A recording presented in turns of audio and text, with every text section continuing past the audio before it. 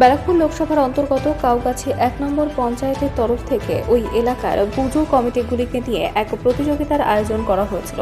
মঙ্গলবার রাতে একটি অনুষ্ঠানের মধ্যে দিয়ে কাউগাছি ১ নম্বর পঞ্চায়েতের 3টি পুজো কমিটির হাতে তুলে দেওয়া হলো পুরস্কার।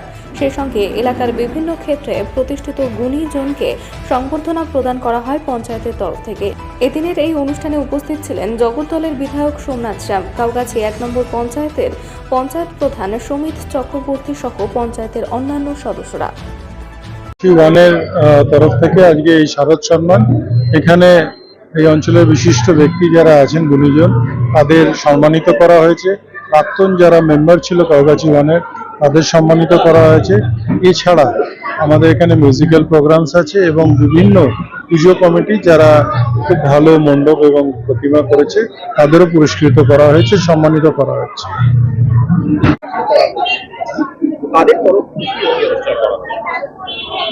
আমরা আজকে সম্বর্ধিত করলাম আমাদের কাউগাছিয়া গ্রাম পঞ্চায়েতের বিভিন্ন স্তরে যারা সমাজে প্রতিষ্ঠা লাভ করেছেন তাদের, যেরকম জুডো ক্যারাটের যারা করেছেন তাদের, যেরকম শিক্ষকতা করতে গিয়ে আমাদের রাষ্ট্রপতি পুরস্কার পেয়েছেন, এবং ভলিবল খেলার একজন মহিলা খেলোয়াড় আমাদের এখানে আছেন, তাদের পুরস্কৃত করেছি।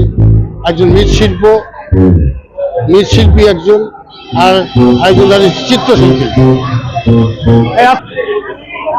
একজন চিত্রশিল্পী আমাদের এই পঞ্চায়েতের মধ্যে তারা বসবাস করেন। বিভিন্ন স্তরে তাদের খ্যাতি আছে এবং সারা রাজ্য শুধু নয়, রাজ্যের বাইরেও তাদের প্রদর্শনী চলে এবং তারা প্রতিযোগিতায় অংশগ্রহণ করেন।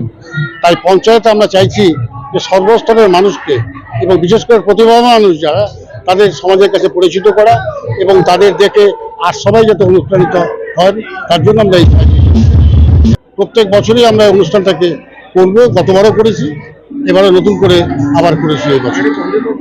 হ্যাঁ,